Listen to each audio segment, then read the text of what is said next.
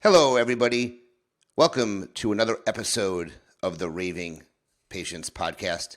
As you know, I'm your host, Dr. Len Tao, and I want you to turn off any of your distractions. I want you to raise the volume on whatever you're listening to or watching this, because today's episode I'm super excited for everyone to listen to.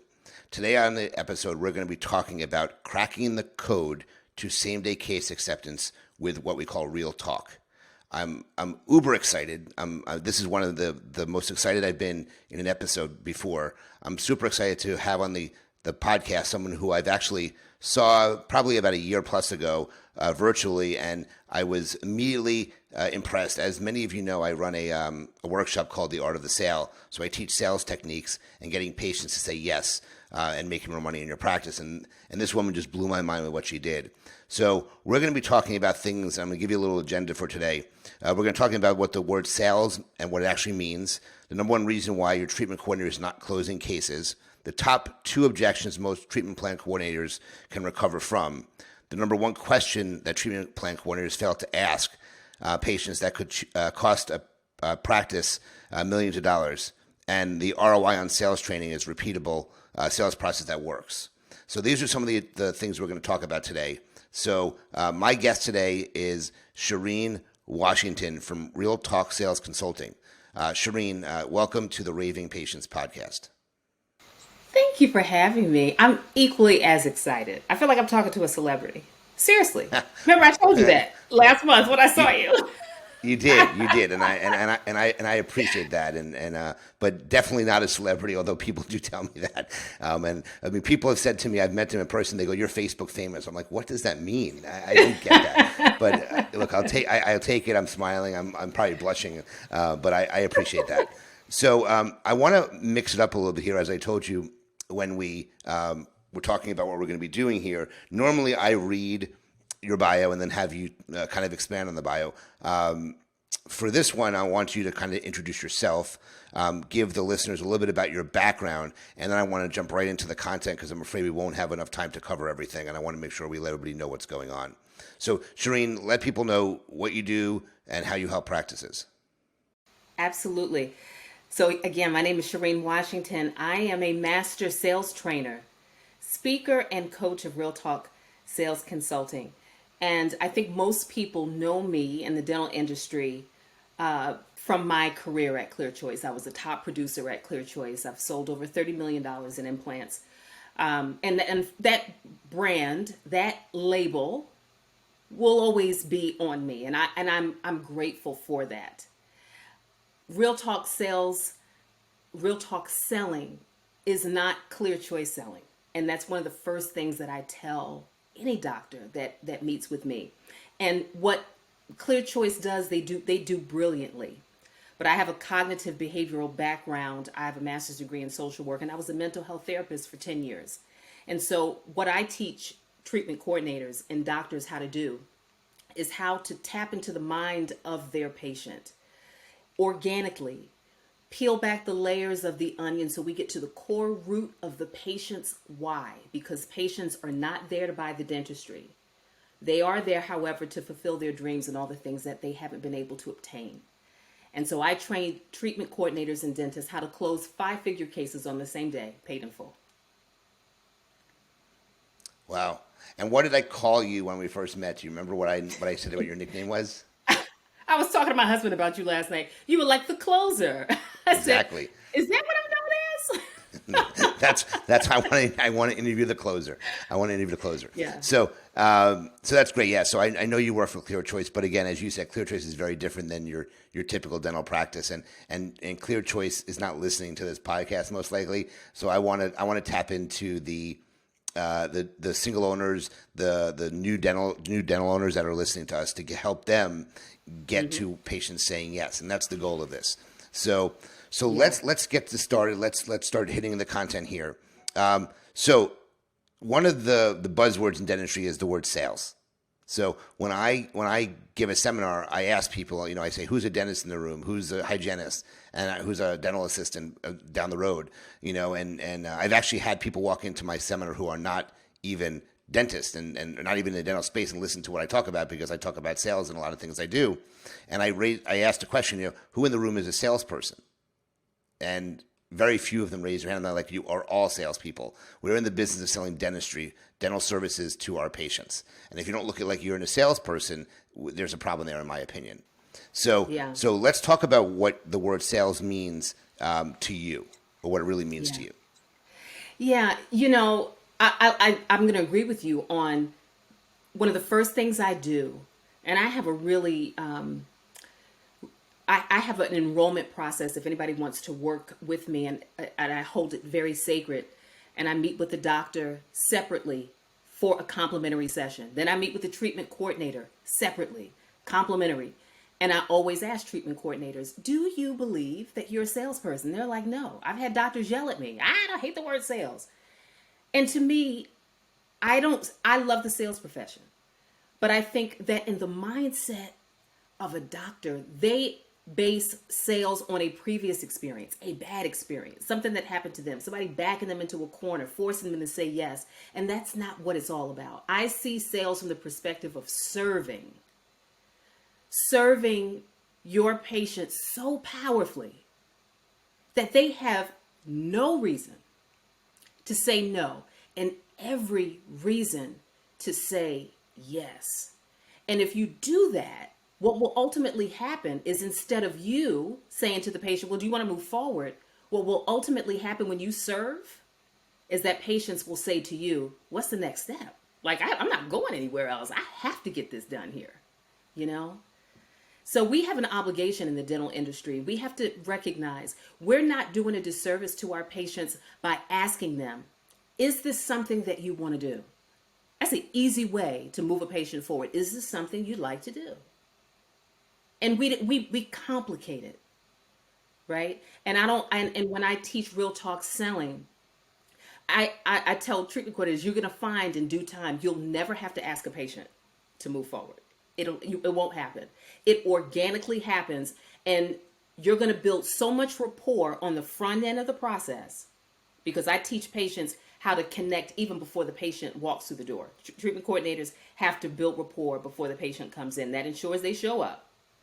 And then when they show up, they're looking for you. They're looking for the doctor. Oh, is that him? Right? Oh, is this a treatment coordinator? It's magic to me. So I call this process, for me, disarming the patient. And I want to get them disarmed so they have no choice but to say yes. So what I do is when I call all new patients who make an appointment in my schedule, I don't call the hygiene patients, but I call all new patients who reach out to my office ahead of time, or if they chat, I'm chatting with them on my website, because I handle the chat on my site, to be able to get to know them before they even come into the office. And that really helps cement myself as their dental care provider. Honestly, the biggest issue a lot of times, and we briefly mentioned this before we started talking on the podcast, is patients not being able to afford the treatment or be able to get the money. Yeah. And I'm curious, and I want to get into that, what you do in that case, because I have patients who are dying to get the work done, but they just don't have credit and they don't have the funds, and that way there's nothing I can do for them at that point. So Sure. But I call exactly what you said is getting to the point where they have no choice but to do treatment with you as disarming the patient. And I think a big way of that is, in your case, you're talking about the treatment coordinator. In my office, I handle a lot of those duties. Not that my front desk or the team that's answering the calls a lot isn't a part of that as well. But I kind of close the deal in that sense, because I'm the one reaching out to them a lot of times.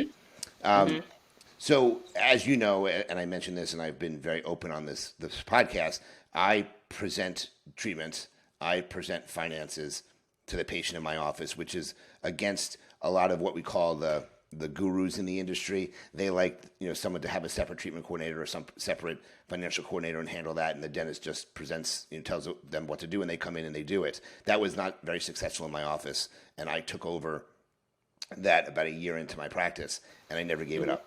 I can never find someone I could trust to do the job as well as I could. And I came from a sales background anyway. I worked, in retail when I was younger, and I was the top salesperson. Obviously, I sell a software program as well, so I'm very good at discussing money with patients. So, but some treatment plan coordinators obviously are not trained like that. They come in with a dental background, and they think they can immediately go sell cases. But that's not the case. A lot Yeah. of people, the dentist says, "Oh, why didn't the patient, schedule?" They go, "Oh, they said they want to think about it." So, I know you said you wanted to talk about the number one reason why your treatment coordinator is not closing cases. So, what is that? Yeah. The number one reason, well, there's so many, so I was like, I really want to say the top two. I really need to say the top two. Sure. Most dental offices are doing cold case presentations. Cold case presentations are is happens when the patient comes in, hygienist or assistant gets the patient, does the scan, the doctor's meeting with the patient, and then we bring the treatment coordinator in at the end to present treatment. Cold. Patient doesn't know the treatment coordinator. They have no frame of reference of why that treatment coordinator is there. And what happens is the treatment coordinator turns into the money person. And nobody wants to talk to a money person. And so when I work with offices, I turn the whole patient flow process upside down. We stop that.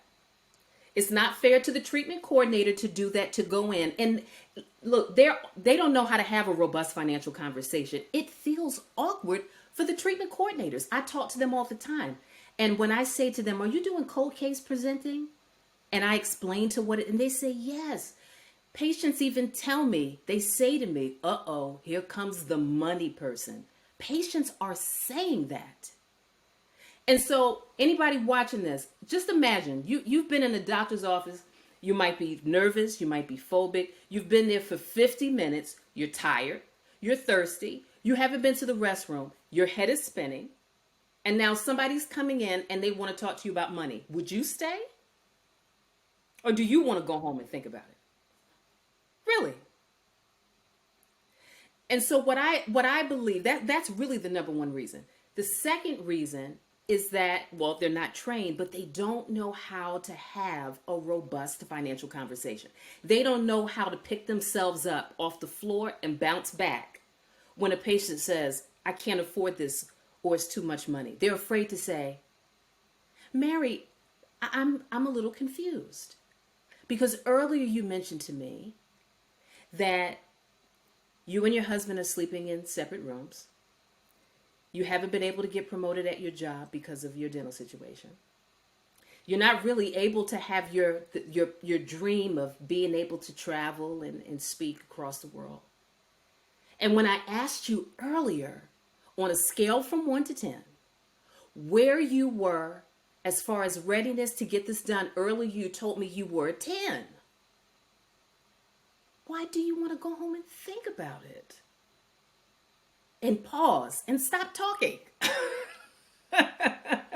Listen, Right? we have a big problem in the industry where we just talk and talk and talk. We don't listen, and that's one of the big Yes. reasons why that I teach that patients don't accept treatment is we don't listen. We so don't so I listen. agree 100%. We're not very good listeners.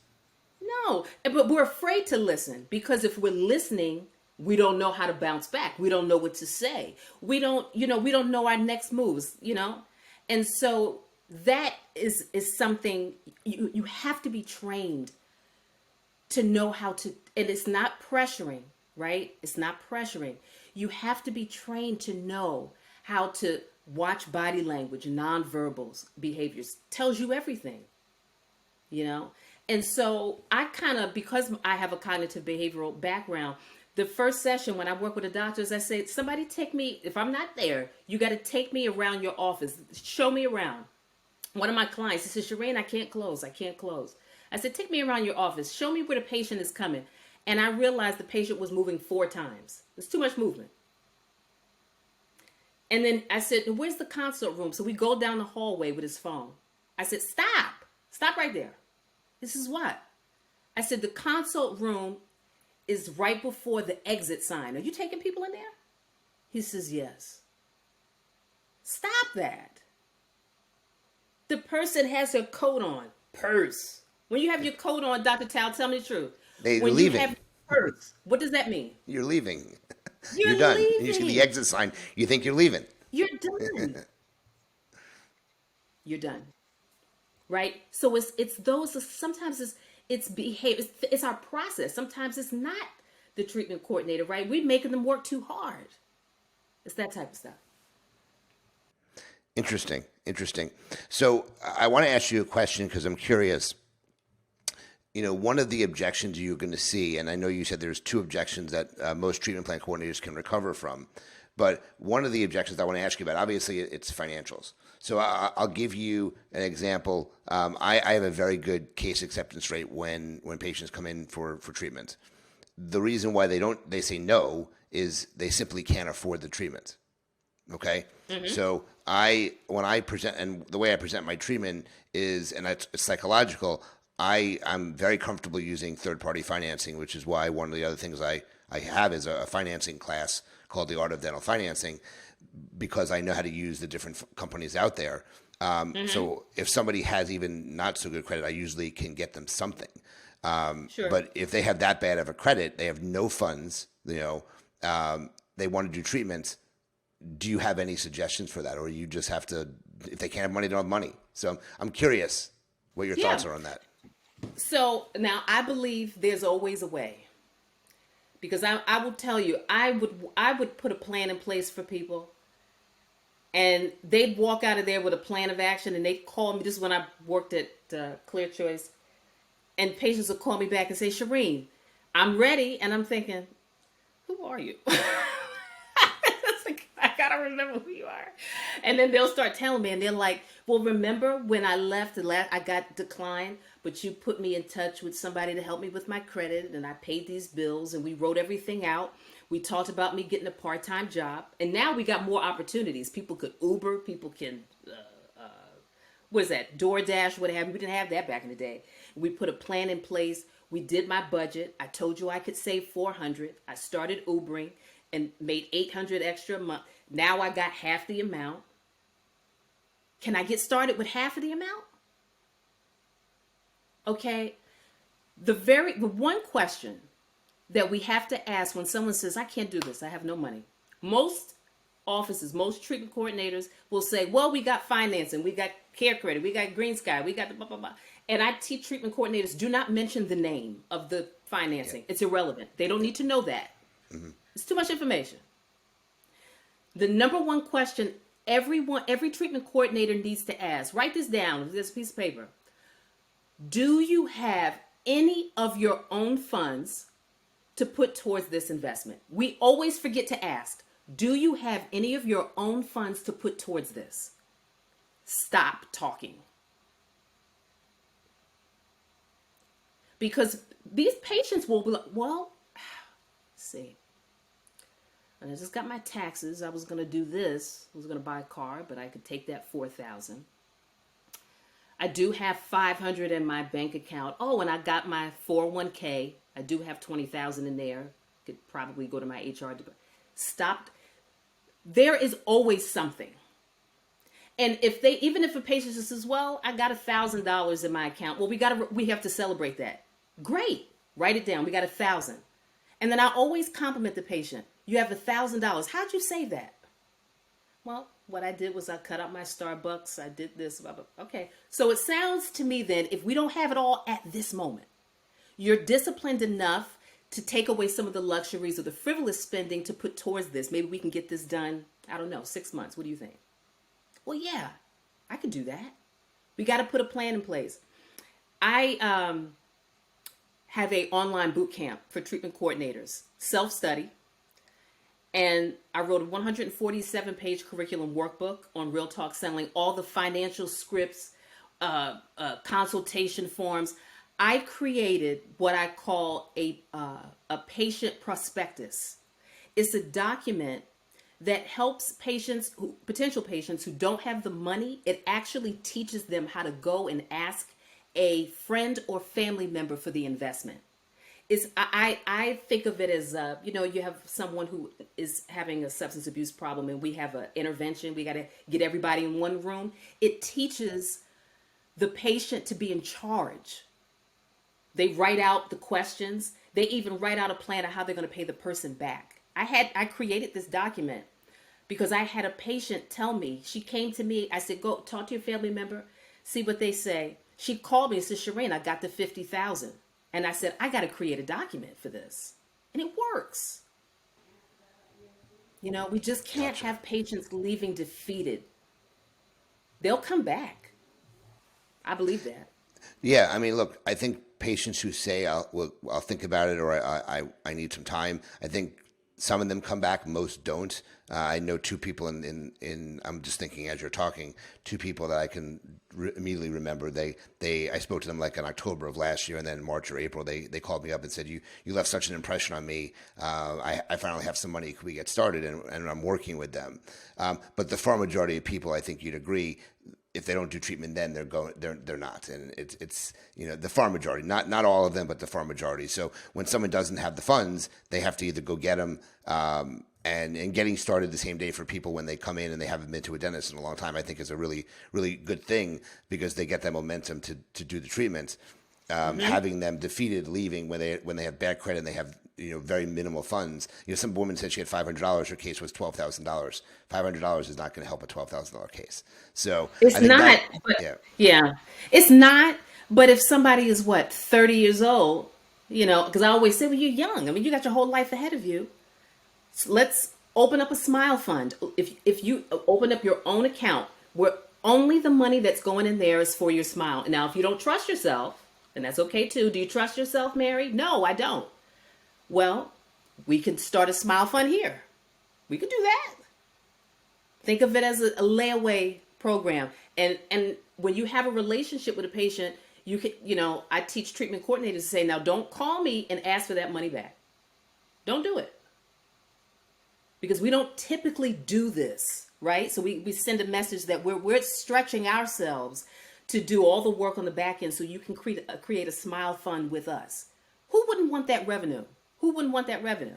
You're not even doing the work. No, I agree. I tell people all the time, if you have extra funds, call me ahead of time, and we can put it towards the work that you need. I mean, we have a credit on the account that will hold for you. I tell people that all the time. So, so what are the top two objections that treatment plan coordinators can recover from? They have a hard time recovering from I need to talk to my spouse. And there's a reason why that happens is because we're not training the front office coordinator, whoever's talking to patients.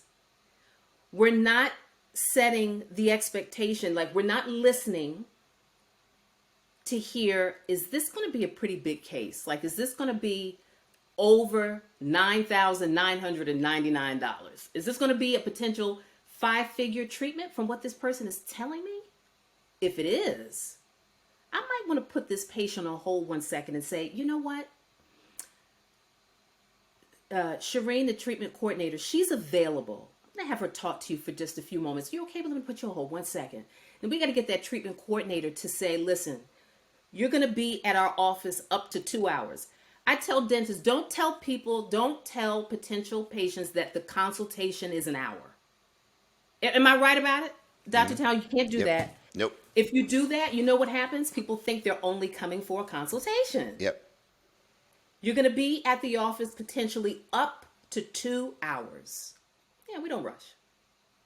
Here's what I recommend, and that's a powerful statement. Here's what I recommend that we do. Please, we got to have your husband come with you. No, he works, he's this, he's that. Will your husband be coming with you the day of your procedure if they haven't surgery? Your husband going to be with you that day? Yeah, he will. We're going to be covering a lot of information. We need him there. He's your support person. If we're going to talk about your smile, and he may have some insight. What day works best for both of you to be there? Don't even ask. What day works best for both of you? And then you know what they'll say? Well, let me look at my phone. My husband's up. Because we're leading. We're not asking. And I love being able to say to patients, I know you may have gone to another practice where, they don't say that your significant other needs to be here, but our practice is different. And if you do that, then you don't have to worry about that objection. It'll never come up. The husband's sitting there. The wife is sitting there, But if they forget to do that and someone says, I need to talk to my spouse, I think it's important that we need to know about the spouse. Tell me about your spouse. What type of person is your spouse? Is they a detail-oriented person? Are they supportive? No, he loves detail. He's going to tell me not to do it. Okay. Here's what I recommend that we do. If we called him now, would that be a turnoff? Oh, don't do that. They'll tell you what to do. Okay, here's what I recommend then. Let's go ahead. We're not asking. Let's go ahead and schedule a second consultation. What's his schedule? Again, we're not asking. Well, let me see. We got to get him in. We're not going to send the patient home to have that difficult conversation. Mm-hmm. Let's get him back in. That makes a lot of sense. It's funny, as I'm talking to you here, I have a product, artificial intelligence product that answers after hours calls for me, and it allows them to text or leave a message, and it sends the recordings to me. So as we're speaking here, I literally saw a message from a patient who came in a few weeks ago for Invisalign, said she wanted to think about it, and she just literally left a message. She said, "Hi, my name is Krista. I wanted to get my pricing for Invisalign and make an appointment to get started." So all right, now look at you. That is so. And then she said, I actually left a message. If they can just call me, it would be great. I also wanted to inquire about some Botox. So it's just very funny.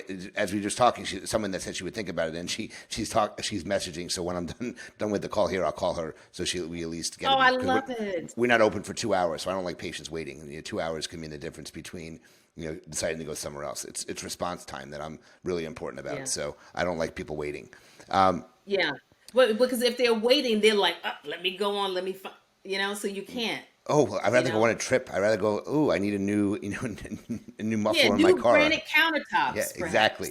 exactly. Hey, the new iMac computer that's coming out, I need something else. That's what we're competing against when it comes to dental work, is we're competing against materialistic things that patients will afford. They will find money for those things. Every patient has a smartphone.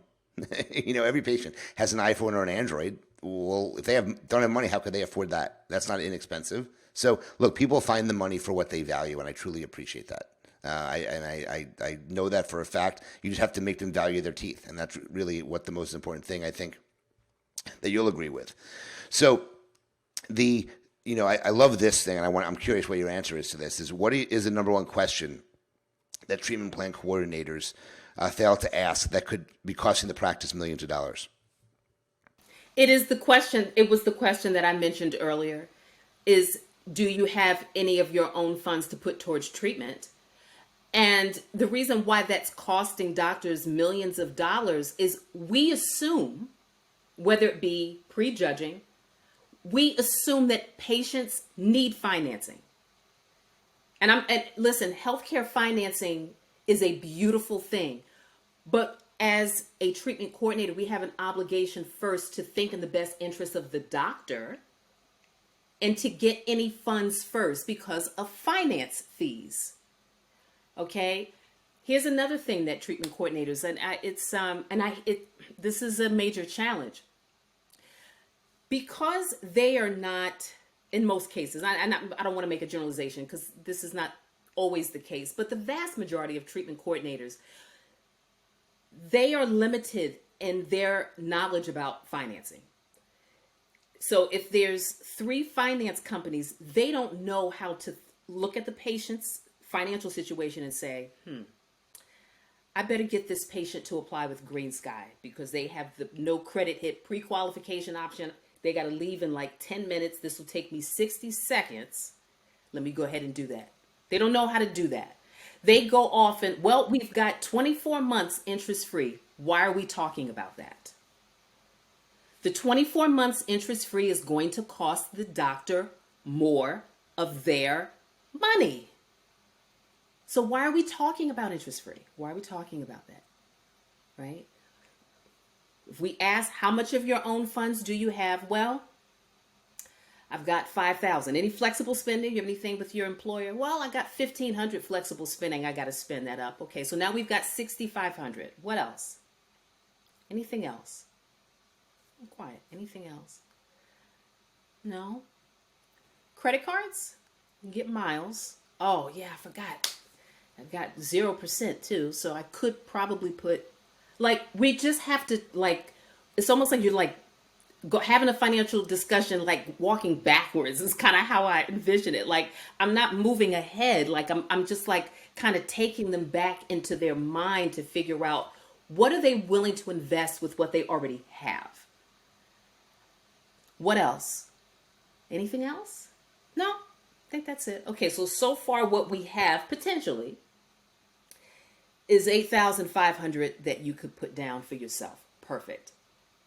So if we could figure out how much patients are able to put down of their own funds, and you times that by the number of patients who move forward, and then you look at the finance fees that you saved from that, that could be millions of dollars, right?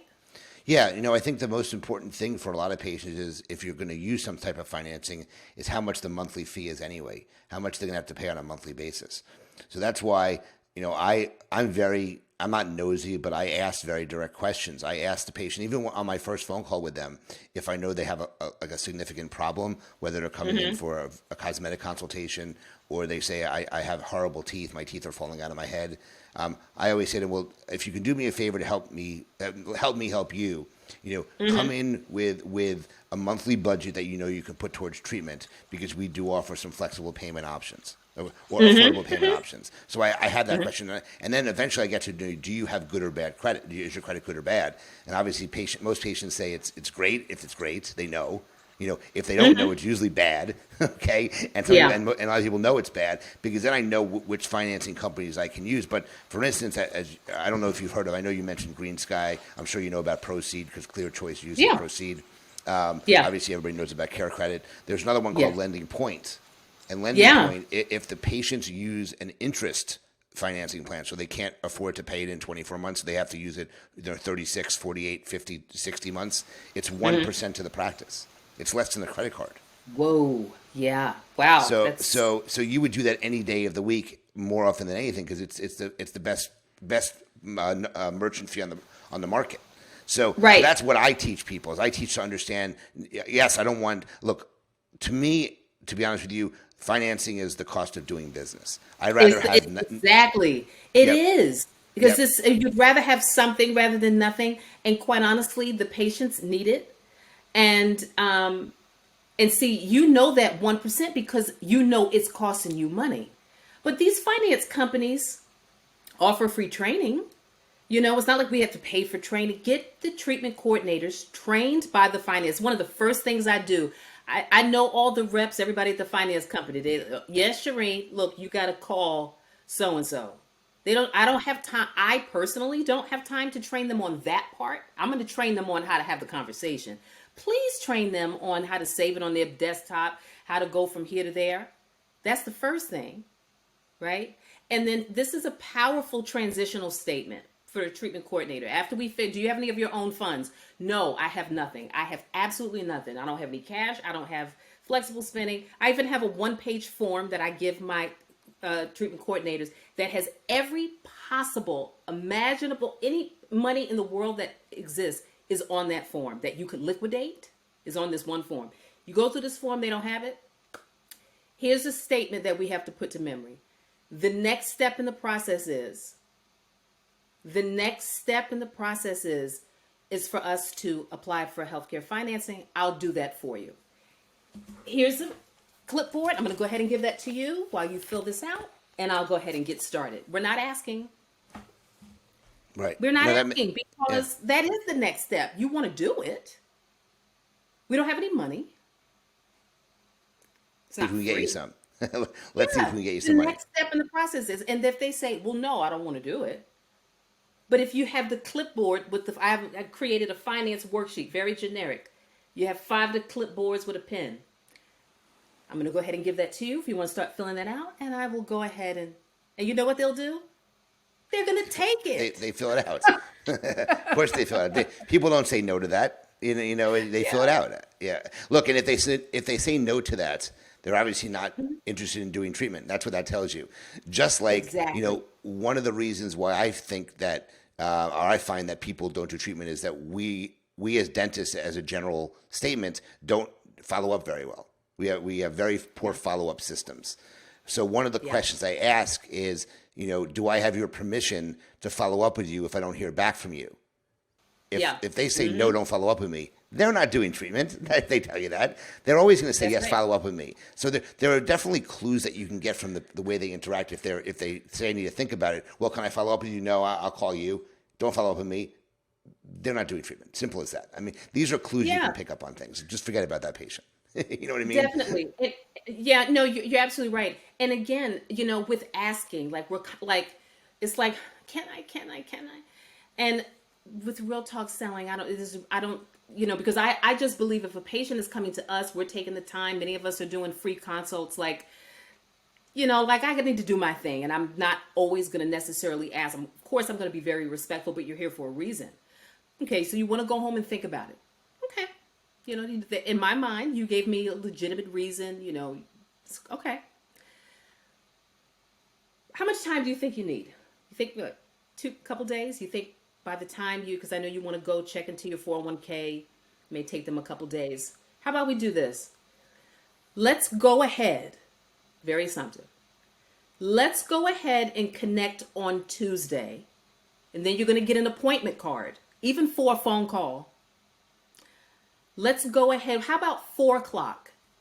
You okay to meet at 4? Oh, well, I get off at, yeah, I'll be fine at 4. Okay, so I'm going to give you an appointment card. Can you go ahead and get your cell phone out? I'm going to go ahead, and then the treatment coordinator gets a cell phone out. If you have your office cell phone, what have you.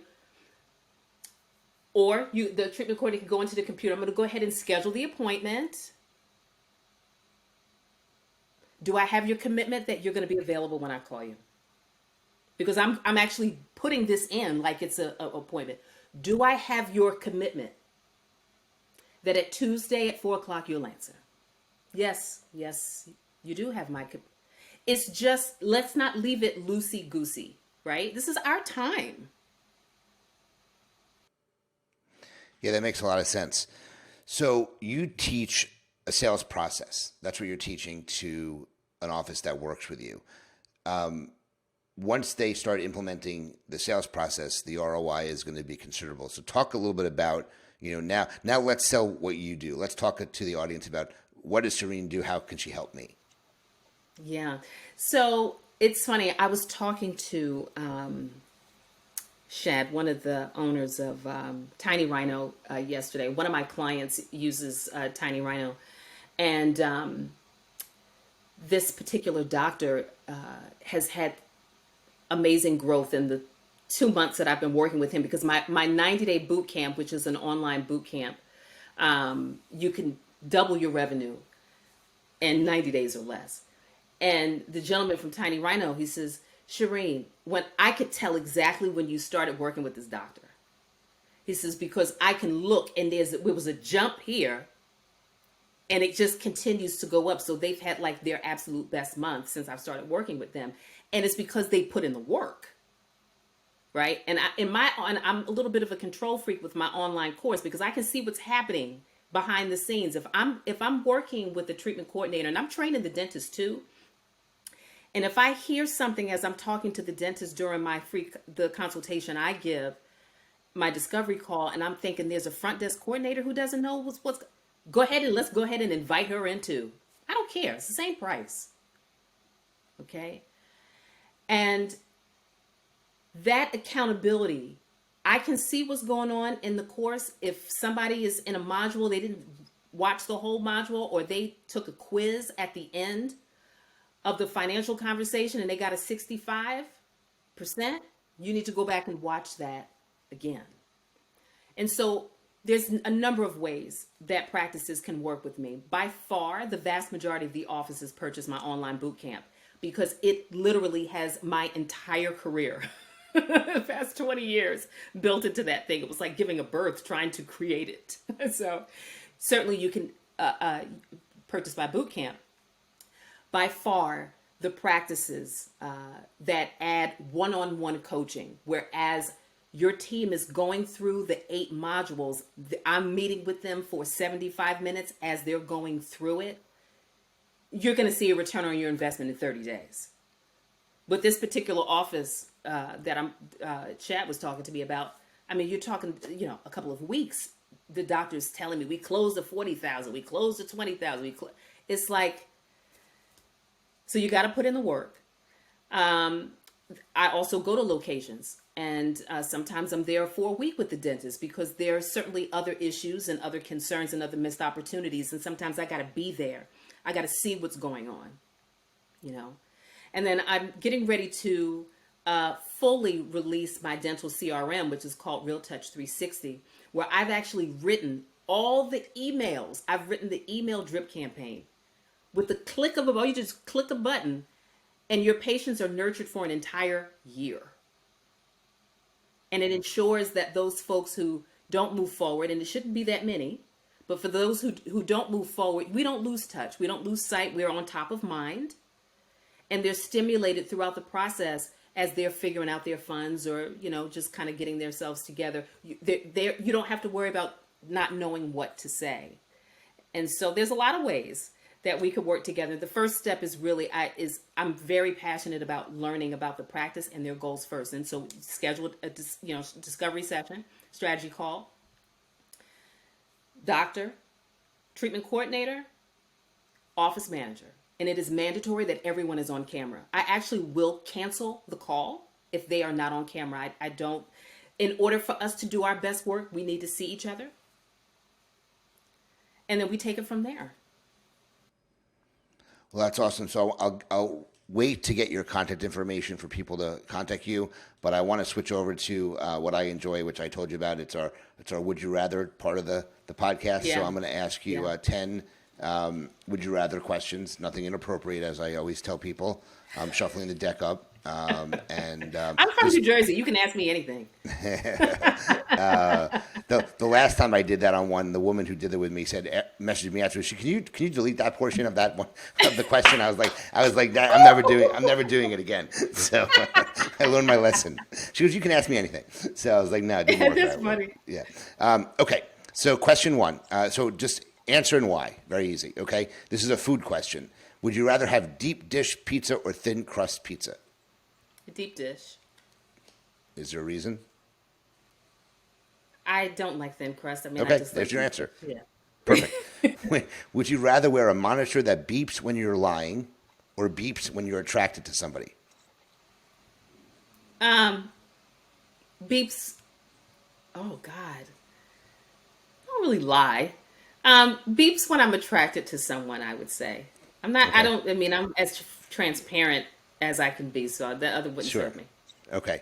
Here's a dental one. Would you rather pull your own tooth with a pair of pliers or brand yourself with a cattle prod? I'd rather pull my own tooth, I think. And I'm not phobic by any stretch of the imagination, but it's almost like I feel, like I said, the control, I would want to be in control of that. Okay. Would you rather appear as a guest on your favorite TV show or have lifetime backstage passes for any concert you attend? Backstage passes. And if I could see Steve Perry from Journey, I'm there.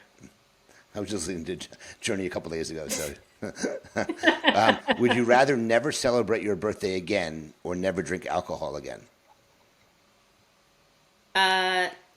Probably never celebrate my birthday again. Margaritas, can't live without.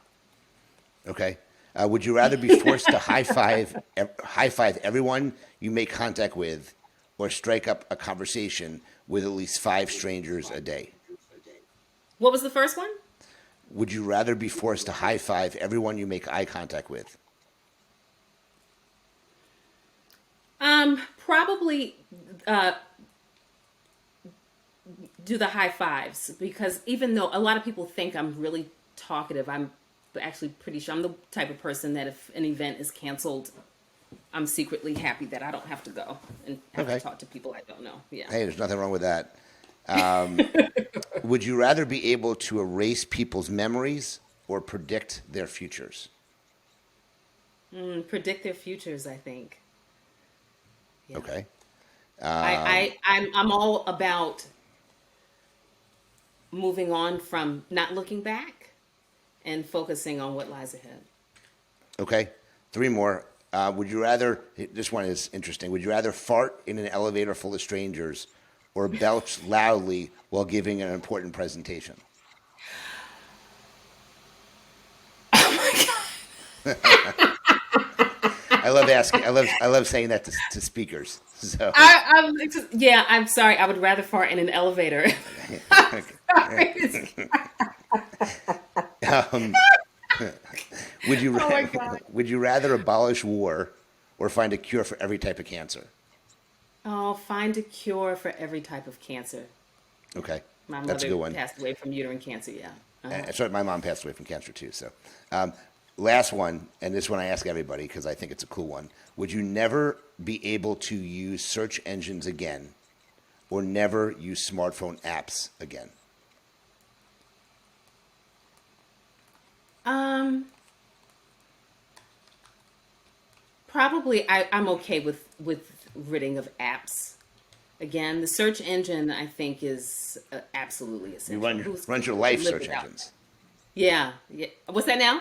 If search engines run your life, you're so used to searching for things. Yeah. Can you imagine? But years ago we didn't have it. What did we do? Yeah, we You did. know? It's amazing. So, What did we but do? but I appreciate you taking part in that.